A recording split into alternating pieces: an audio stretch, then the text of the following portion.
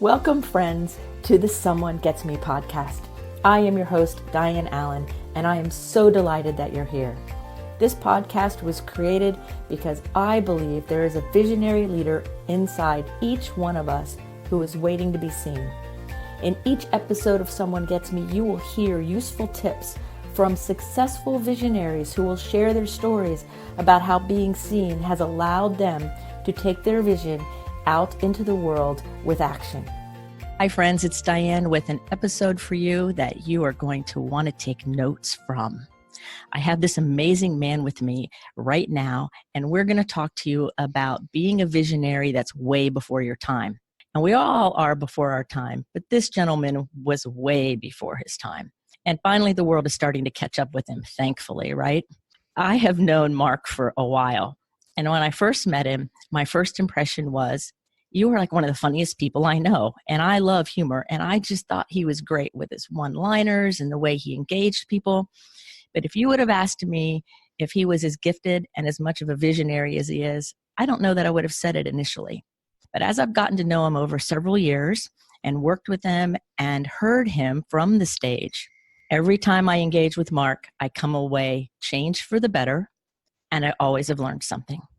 So I'm certain that in today's interview, I will come away for the better, as you will, and we will all have learned something. So let me tell you about our guest today. His name is Marc Ensign, and he spells Marc with a C. So right that there, that tells you that he's cool, right? When he was a little kid, he wanted to change the whole world, just like we all have, right? We wanted to change the world. We had a big vision. And somewhere along the line, which I'm going to ask him about, he realized it was going to take longer than he thought. Another thing we all know about, right?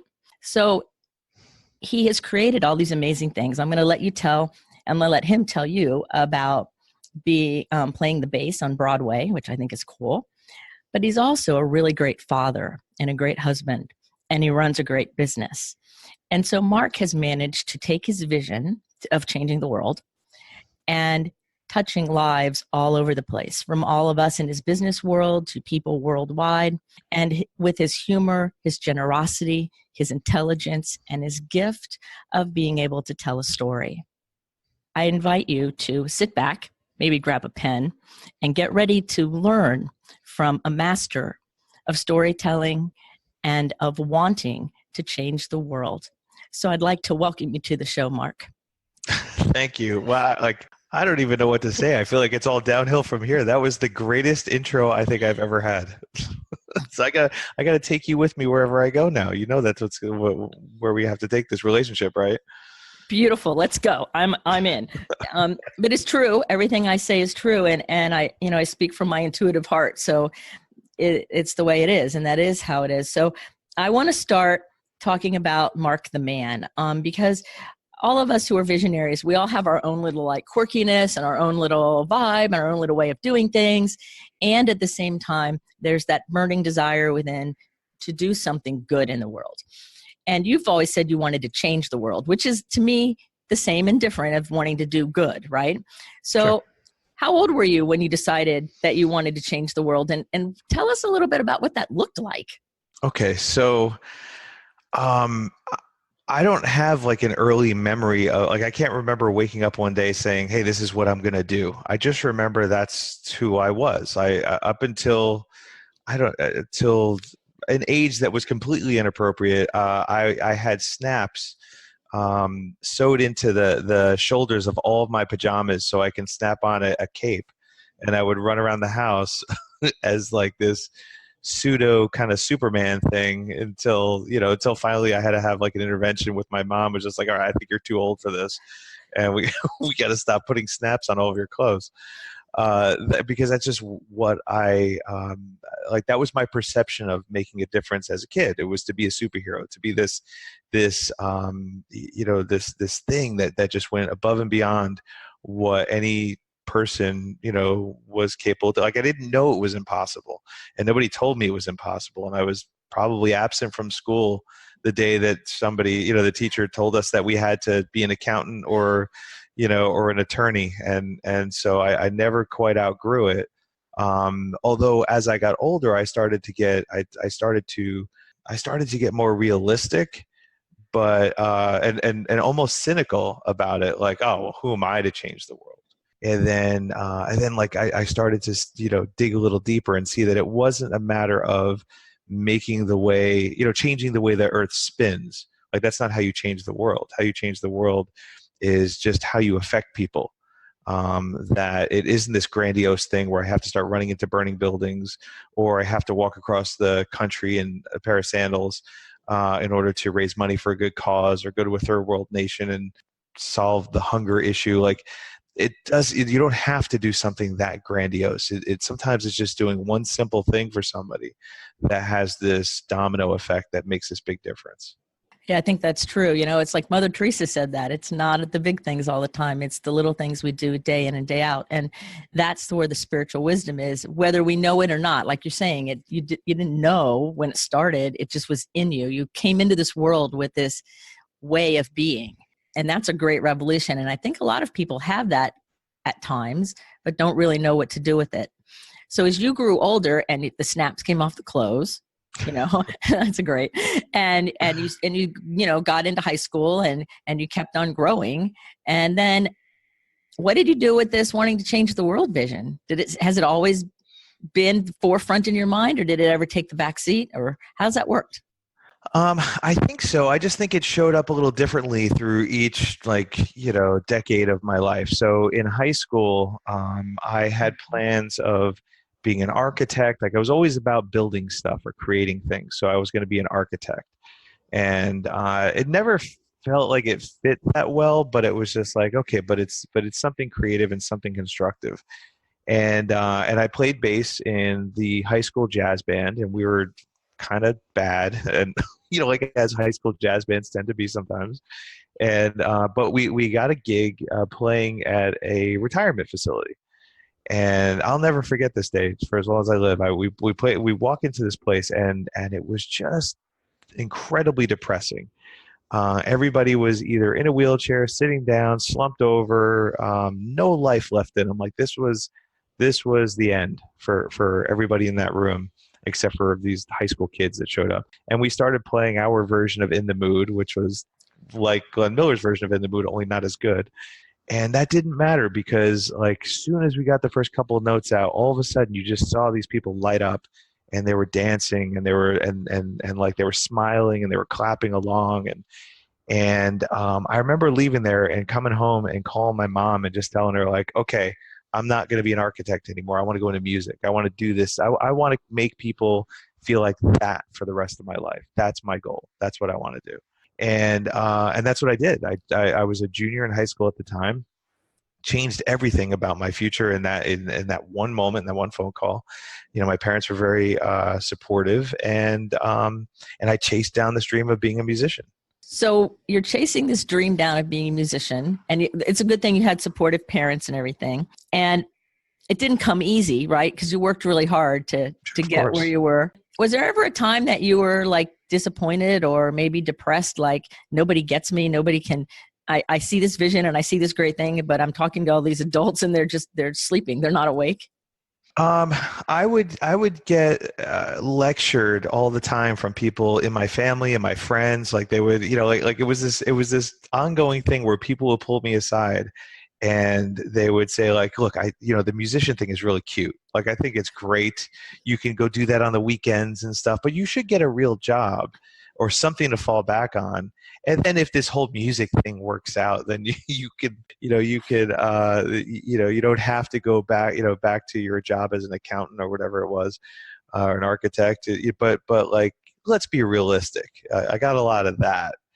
And I'm supposed to say how that made me hungrier, and that's, and I was going to show them, but it eats at you, when it's people in your life that are supposed to support you and love you and be gung ho about what it is that you decide to do. And when they're telling you that, like, it's a good time to give up and you haven't even started yet, like, there's, it's frustrating. And so like, that knocked the wind out of me a couple times, but I just was so committed to, creating this life or having this experience of being a musician, knowing that I could always change on a dime. I could always figure something out.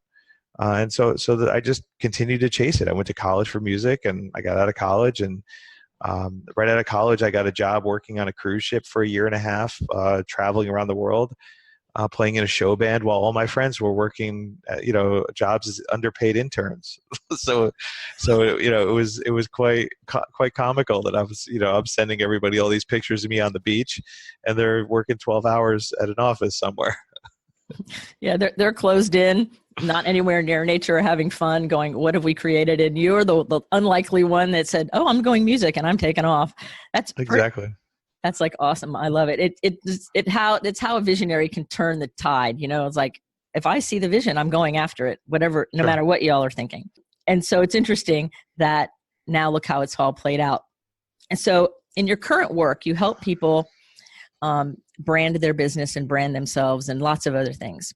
And I'm bringing that up now because I have a question about how it worked back then. I think, and I know the story, which I'm going to ask you to share the Cliff Note version story of playing in Rent, because I think it's a cool story and how you pulled it off. But I'd like you, if you wouldn't mind, sharing the story with the idea of each one of us, like our smile, our handshake, our way is our personal brand, whether we're an entrepreneur or a business person or not. And so it's kind of like we're our own calling card. And so how did you take that idea of your own personal brand as a human being and a musician and use that idea way before you actually started the company that actually does that in order to create this opportunity? I didn't have a choice because I was completely unqualified for the job that I wanted. So I wanted after I got home from the cruise ship, I wanted to work on Broadway, mostly because it was a steady gig, and I was used to having a steady paycheck, and it was prestigious, and all these other things about being on Broadway meant you made it in my world, like living in New York. And so I didn't know anybody. I wasn't good enough. I had no experience. Nobody knew who I was. I was the youngest kid that was bugging people at the time. I was 22 or 23. I think it was 22. And so I didn't have a choice but to, like, I had all this time on my hands, and I had no chance of getting this gig. So I was like, well, if I can't get it, like let me put this creativity to use, and what I'll do is I'll create a logo for myself, and then because that'll make me stand out. People will think I'm professional if I've actually given this some thought. And I put together a really strong resume, which was stupid because what musicians are looking at resumes. And then I put together demo tapes, and on everything that I had this logo and my name and my phone number, and I had a pager because it was a million years ago, and I made myself very accessible, and I was calling people, and I was showing up in all the right places at all the right times.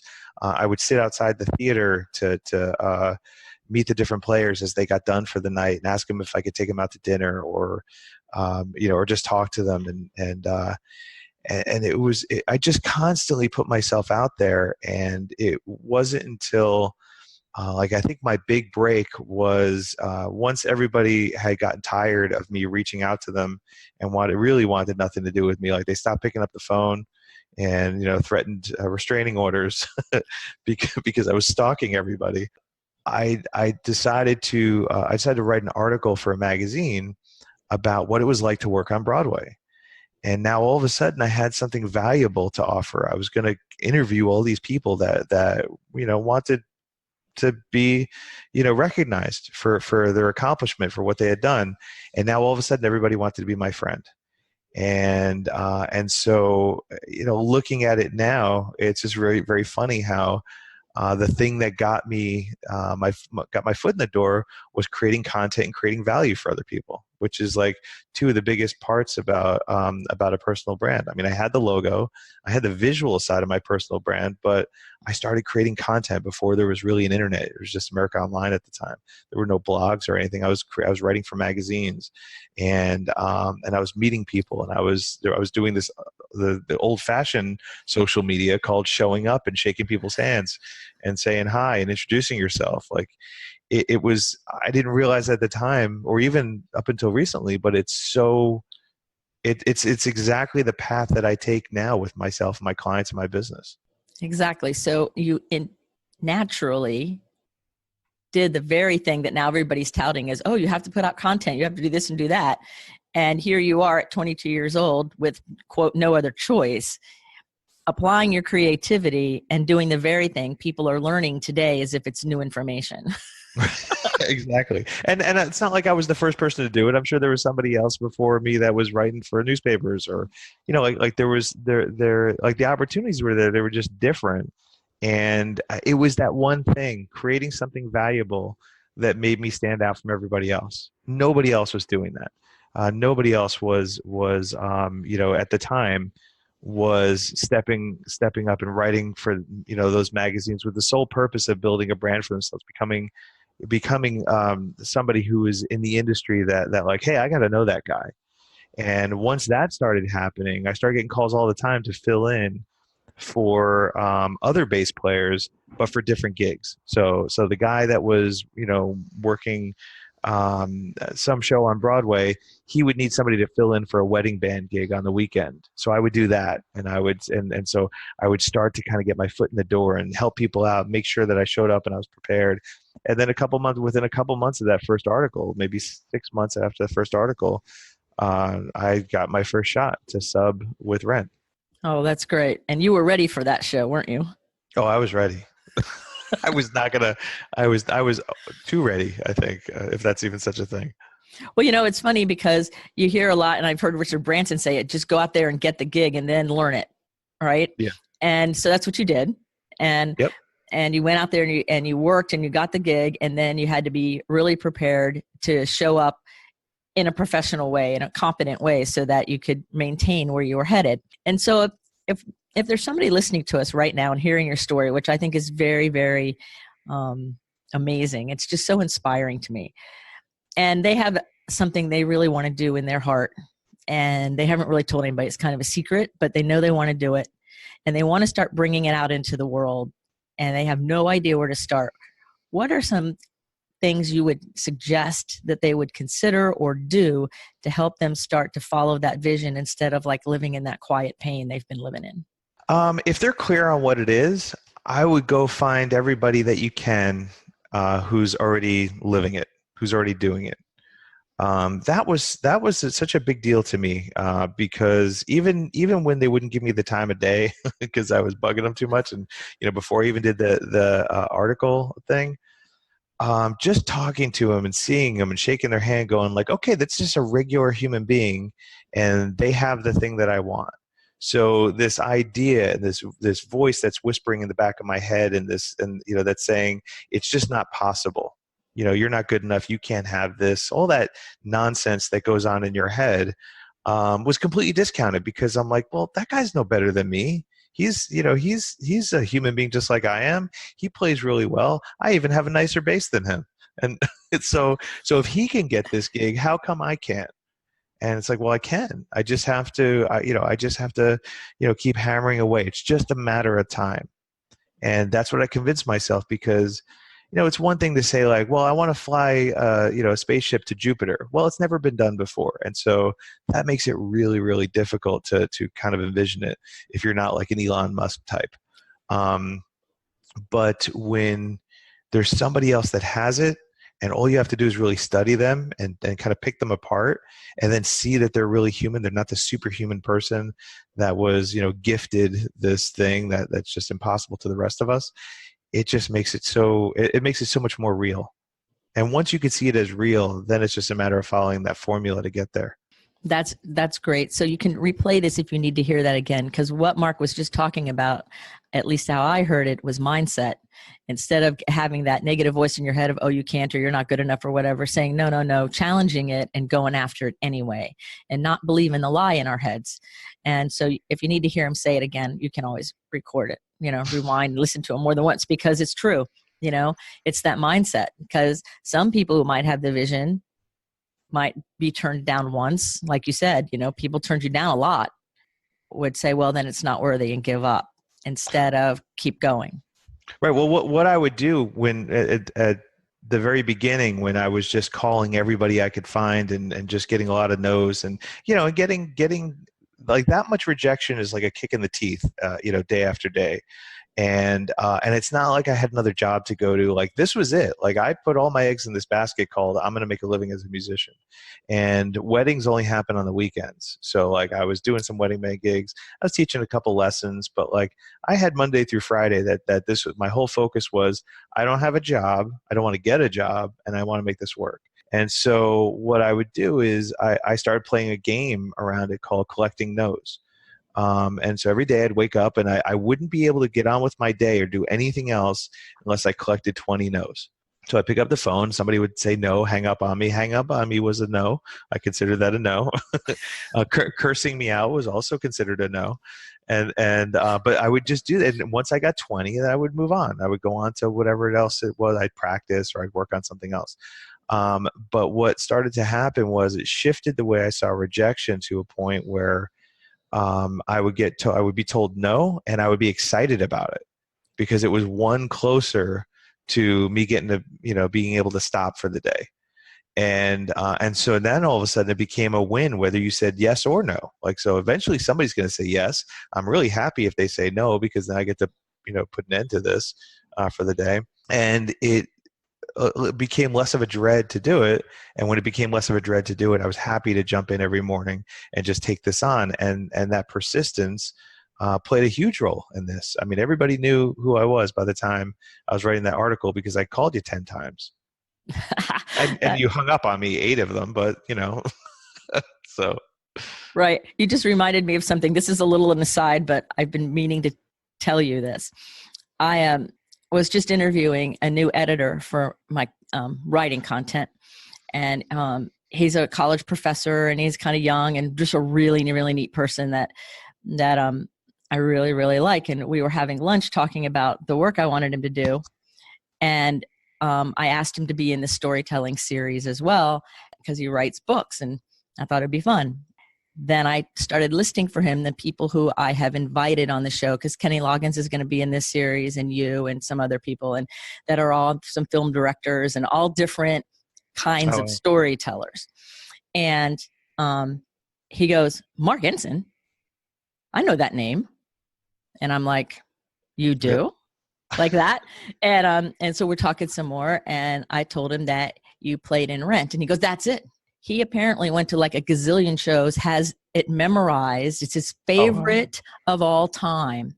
And he remembers you and remembers when you played the whole thing. Like, he could repeat it all back. Wow. That's crazy. I know. And I'm like, yeah. I said, he's a friend of mine. Actually, he goes, it was like starstruck. And that's funny. So Kenny Loggins is like, Kenny Loggins, but like, who's freaking brilliant. But right. Right. He said, I'll have to look him up. And, but he knew who you were. And it's like, it was such an interesting, like, he lit up because you played the bass in his favorite Broadway play, like ever. And he knew who all the musicians were, all the people, all the actors and actors. Like, he knew the whole thing. He had studied it and knew it. And that's how he knew your name. And so you are changing the world in ways you don't even realize, that ripple effect. And I was just casually mentioning a few people, like, I have this idea for this series and what I really want to bring to the table for visionary people about telling stories. And so I said, I think I have a really hot lineup with the right characters and the right talent right on time. We have an NLP person and a writing coach, like all different, right? But he jumped on your name like it was amazing, and he was so happy. And I'm like, I have to tell Mark. So anyway, that's my little aside. That's funny. That's cool. Yeah, I think it's a really big statement about the power of following your vision, no matter what anyone says, and going after it. If it's your vision, you're meant to do it, and only you are meant to do it. So what anyone else says is really just extra information one way or the other. It's irrelevant as far as pulling it off, because only you're meant to do it. Yeah. I like that. Yeah. So that's cool. So anyway, that's a little aside. So I have another question, but it's a little bit different than what we were just talking about. I'd like to know what excites you about life. Like, what jazzes you? What do you love to do? What do I love to do? Like, outside of, I don't know. Well, that's a good question. I mean, I have a wife and 2 kids, so pretty much anything having to do with hanging out with them. I still love music. I still play, and I still play the show Rent every now and then, which is just the fun thing is that has now become because of my company, I don't play for a living anymore. So I get to do the gigs that I really love to play. I get to turn down the wedding band gig and play in the R&B band at a bar for half price appetizers because I just love to play. So for me, I've kind of set up my life in a way where I do the things that I love to do. Like music is something that's so crazy important to me. I love my company and working with my clients. I love speaking. I love talking to people. I love meeting new people, which is crazy because I'm very much an introvert in the sense that I need to recharge my batteries when nobody's around. Like I need some quiet time if I'm at a conference, so I escape back to my hotel room. But one of my favorite things is just meeting new people and hearing their stories and figuring out what makes them tick.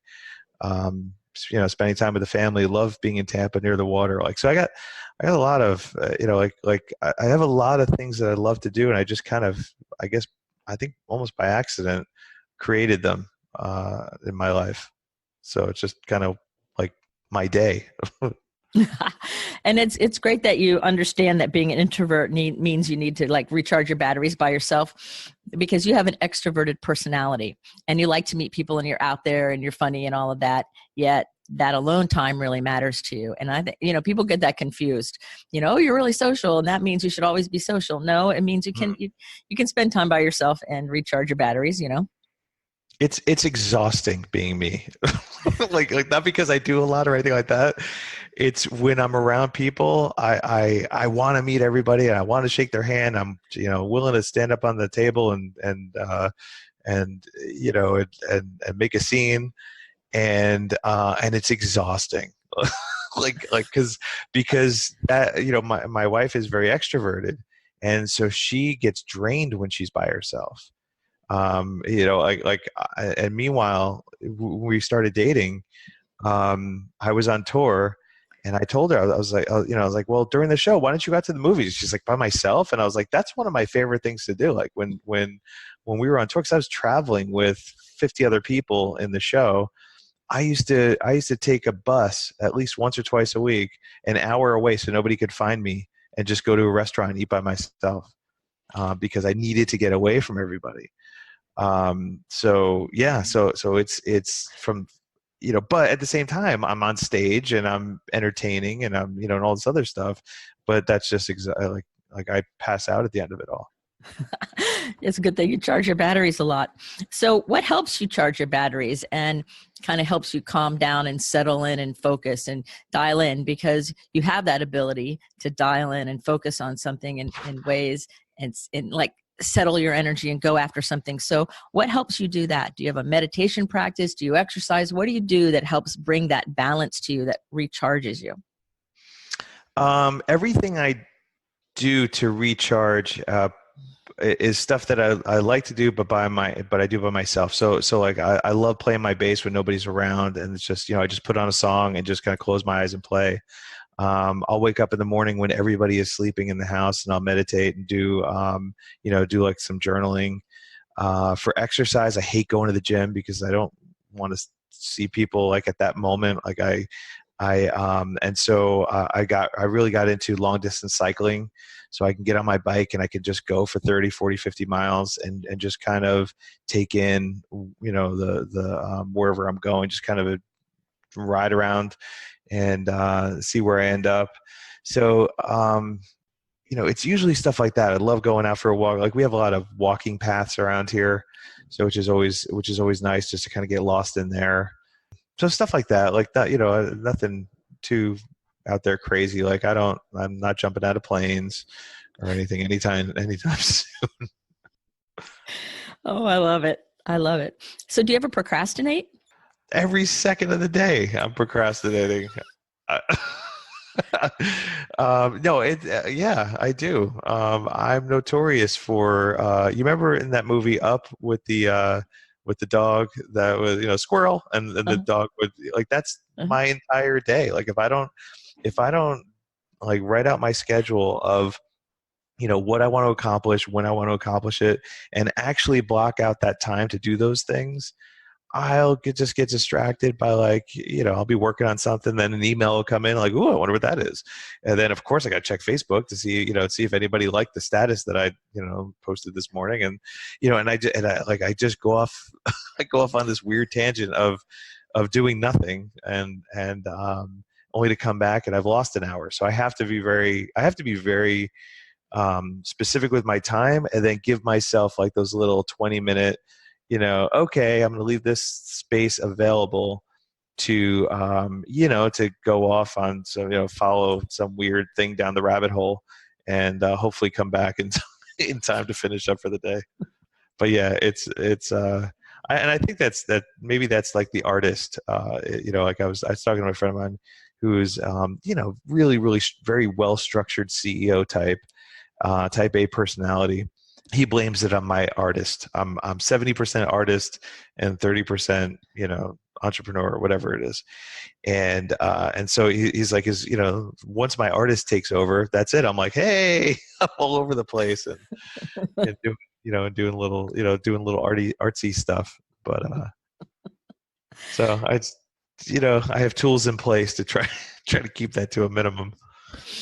So I think that's important that you have tools in place, because I think procrastination is a big deal, especially for people who are creative and artistic and visionary. It's like, oh, let's go over here. Well, what about that? And all of those, they can seem like distractions, and they are, and they're also a form of procrastination. So how about overthinking? Do you ever overthink what you're doing? My wife is probably 10 miles away at work, and as you asked that, she just started laughing like uncontrollably.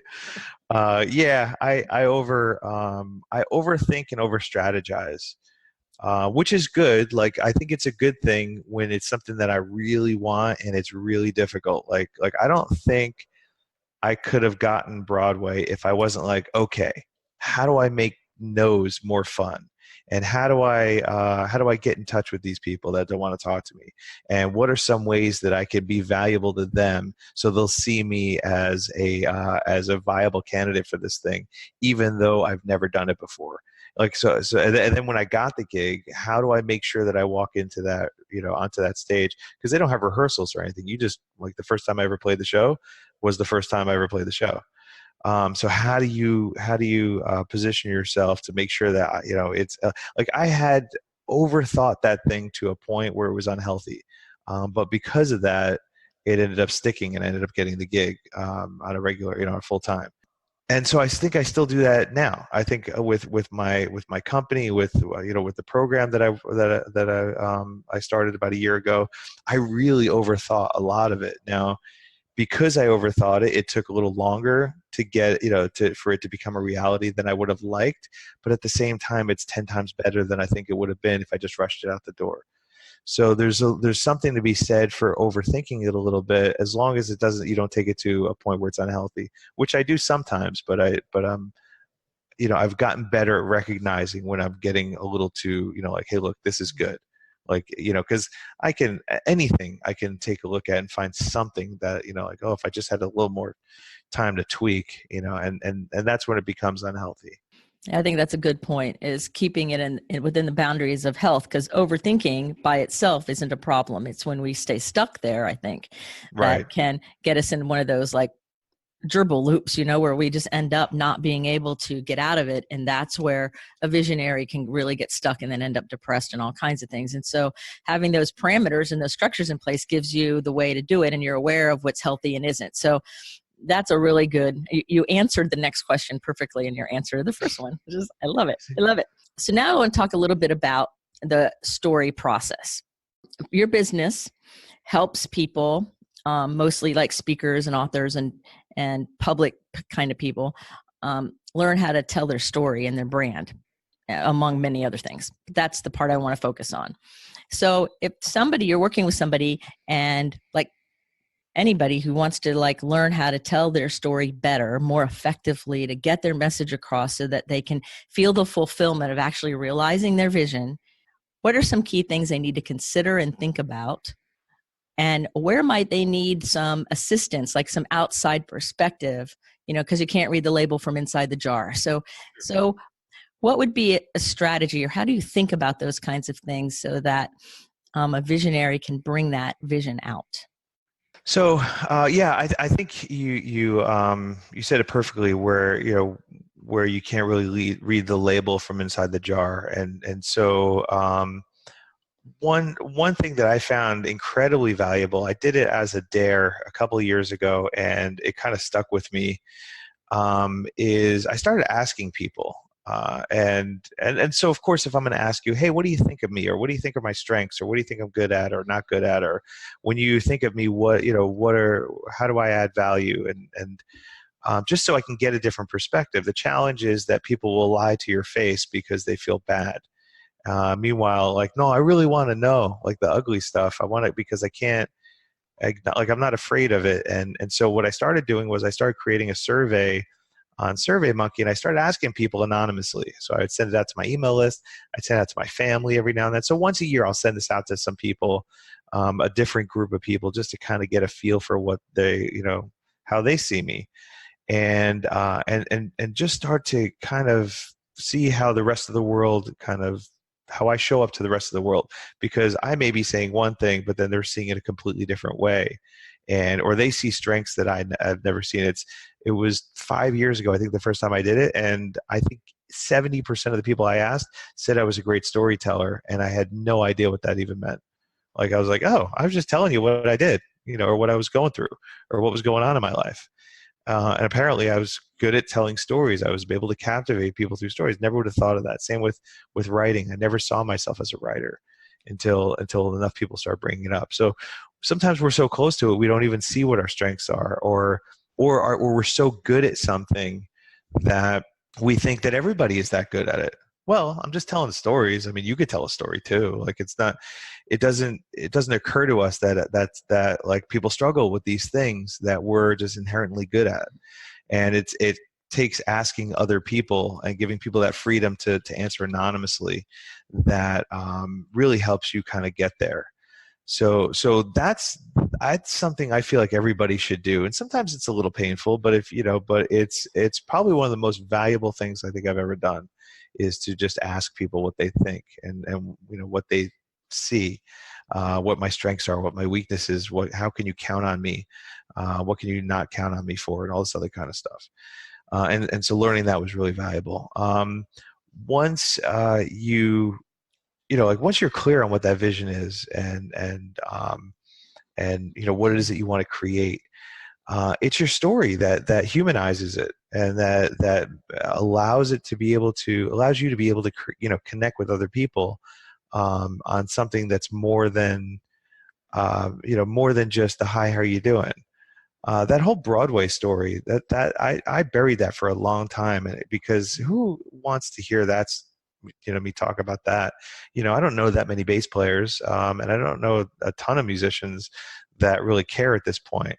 And it really took having to tell that story after moving to Tampa, because a lot of people were asking me, that I realized that, like, it's not about Broadway at all. It's just about taking on this impossible thing. It's about we all have our own version of Broadway, and by telling that story, it gave life to whatever your Broadway is. It made your Broadway more possible, and so that, just by telling that story, created so much power that I didn't have by just saying, "Oh yeah, I worked on Broadway," and just kind of ended it there.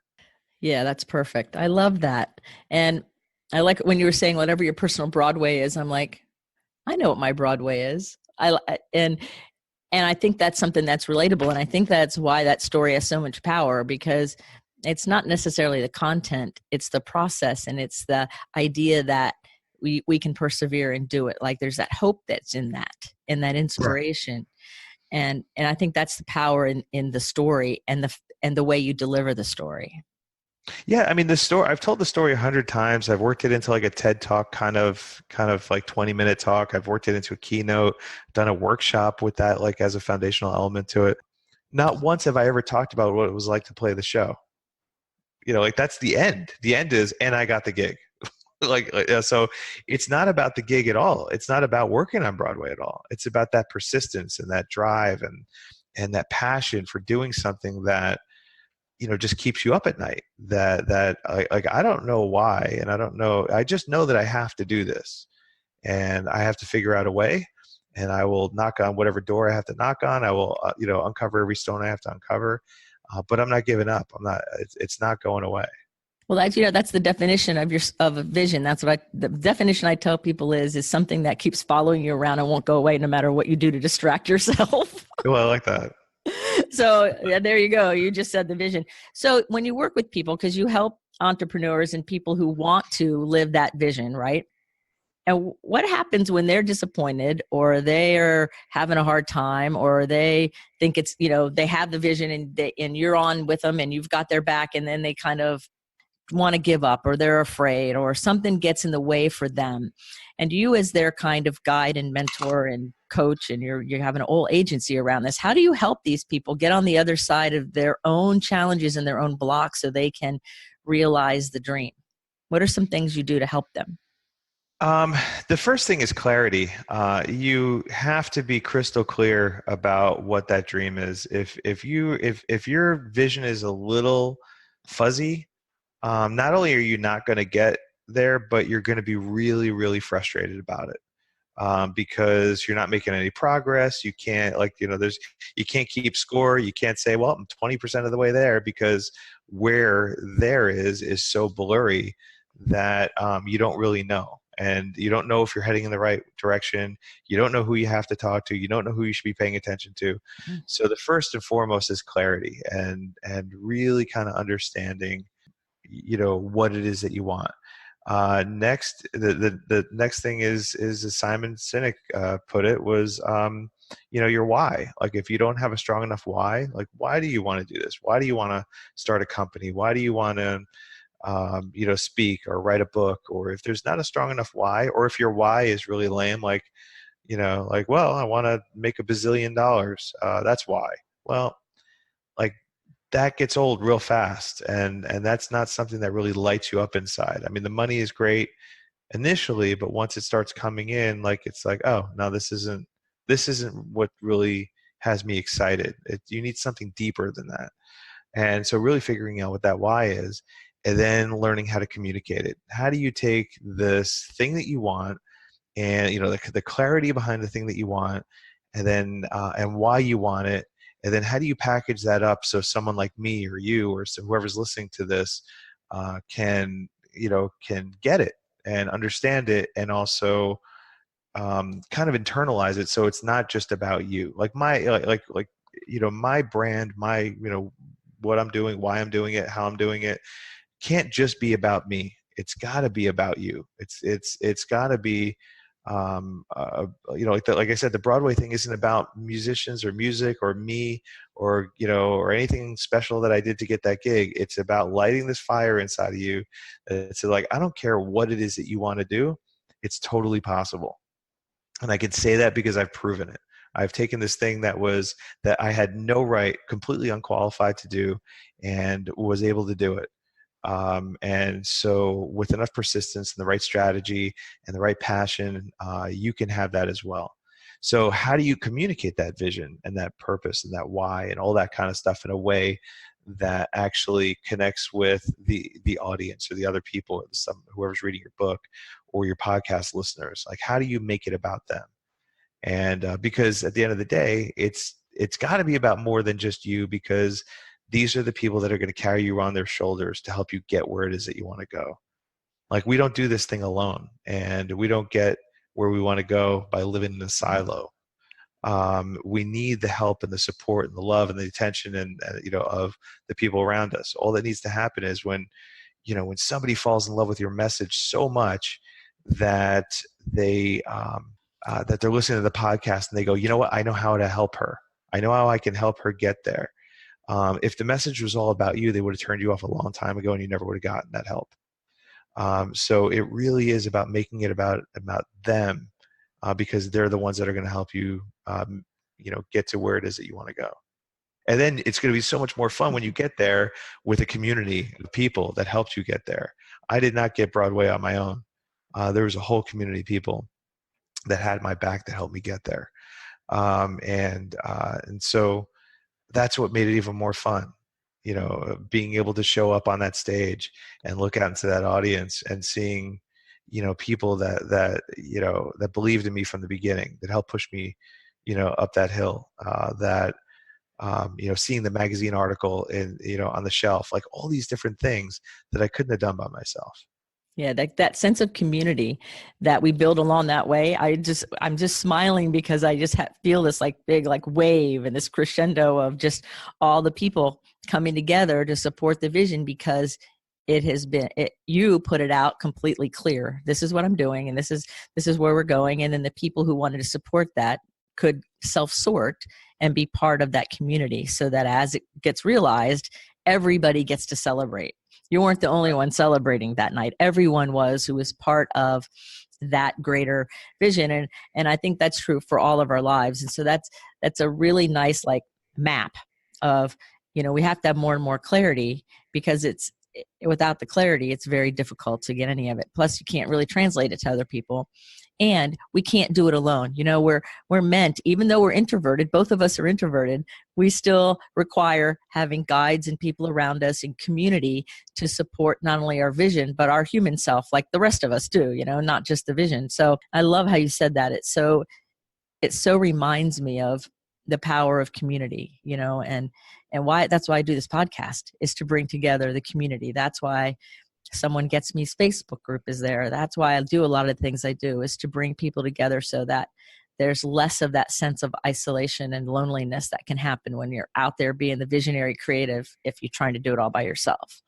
Sure. I mean, if it's only my story and it's not even remotely connected to your story, then it can never be our story. And if it's not our story, then we're in a silo. We're by ourselves. And even if you are to get, like, if I got to the end of this thing and looked out into the audience, I didn't know a single person in that audience, that would have been an empty. It would have been an empty goal. I would have gotten this thing, but I got there by myself. I stepped over people, pushed people out of the way, and I did it by myself. And there's not nearly as much joy doing it by yourself as there is, making it about us, about a community. And that's really how you change things. Like getting back to the beginning of this thing, here I am as a kid wanting to change the world. And I spent years doing something for 3 hours. And when I was done, a whole room full of 2,000 people stood on their feet and clapped. It wasn't for this. I used to think for a while that I had this weird marriage to significance, this weird need for significance. And it wasn't. It was about, I changed their lives for 3 hours. I helped tell a story that changed the way they look at things. And so I got to change the world in that way. And and that's why looking back, I really started to realize that it's these little things. It's these little things that we all do together.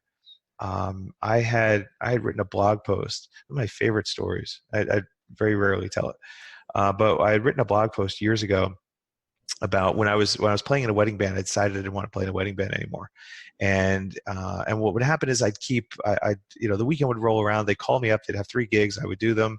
I would regret it, and then they call up again the next weekend. And I just keep doing this. So one day on my way home, I stopped off at 2 a.m. at a 7-Eleven, and I donated all my clothes to the donation booth. Like, while I was wearing them, I stripped down to a pair of boxer shorts and took my tuxedo and I threw it in the donation booth. And I ended up writing that as a blog post, telling that story. And 3 or 4 years later, somebody had reached out and had told me that because they read that, they decided to quit their job and move into, I think it was like North Dakota or somewhere. There was a glacier that was melting and it wasn't going to last another 10 years. And so he moved his entire family out to a log cabin near that glacier and spent his days photographing it and taking pictures of the last remaining. He actually took the last remaining pictures of this glacier and turned it into a coffee table book to raise money for the environment.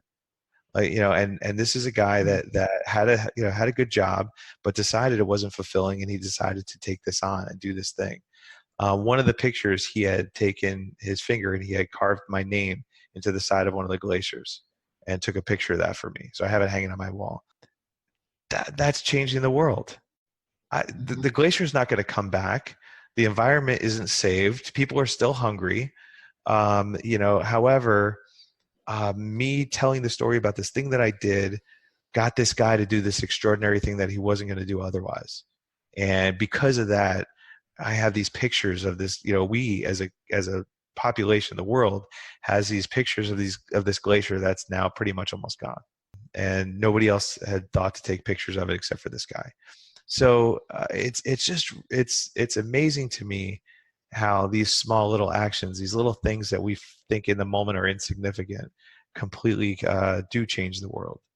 And so I don't have the snaps anymore, but I still I still feel like I'm wearing that cape every single day, as corny as it sounds. And it's not, maybe maybe saying that, saving the world or whatever is too grandiose, but changing the world, making a difference, doing something that matters, however you want to phrase it.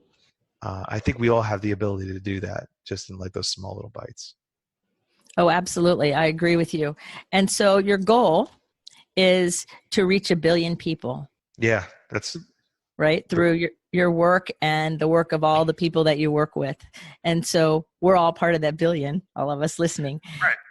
And so the last question I have is there anything that we didn't cover, because we've covered a lot, that you would like to say, or something motivational, whatever, that you would like to say before we close the show and I tell everybody how to reach you? Yes, I'm sure there is. I don't know if I'm going to tell you, because then you'll never have me back. So if I got to leave more for the next time. No, I don't know. I think, getting onto the business side of things, like, I think people need to realize that we all have a personal brand, in the sense that, the world sees you a certain way. And I don't know if you can change the way that people see you, but you can control the conversation a little bit. You can kind of point people in a direction and get clear on who you are and what your vision is, and and why you do what you do, and how great you are, and all this other kind of stuff, and put that out there, and you would be shocked at the impact that it'll make on your business, on your life, on your family. Like, it is one of those things that I just fell in love with, in terms of helping to brand people, and helping people tell that story to, how do I get this person to fall in love with that person. And it's just a really, really cool thing to do every day. Oh, that is amazing. So thank you, Marc, for being on the show and taking your valuable time. And certainly you'll be invited back. Oh, thanks. So everybody, you've been listening to my good friend, Marc Ensign. That's MarcEnsign, and it's marcensign.com. I'll put his website and the social media links in the show notes so you can catch up with him and follow him, because he has great, amazing things to say, as you've just heard. So remember, everybody, to keep your face to the sun so the shadows fall behind you, because you're a rock star and the world needs your gift. So let's show up and be everything we're meant to be. Until next time, be well. Thank you for listening. I trust you gained some valuable inspiration and information. Please join me and other visionaries in the Someone Gets Me Facebook group. Or for more information on my services and additional episodes, visit someonegetsme.com. Again, thanks for listening.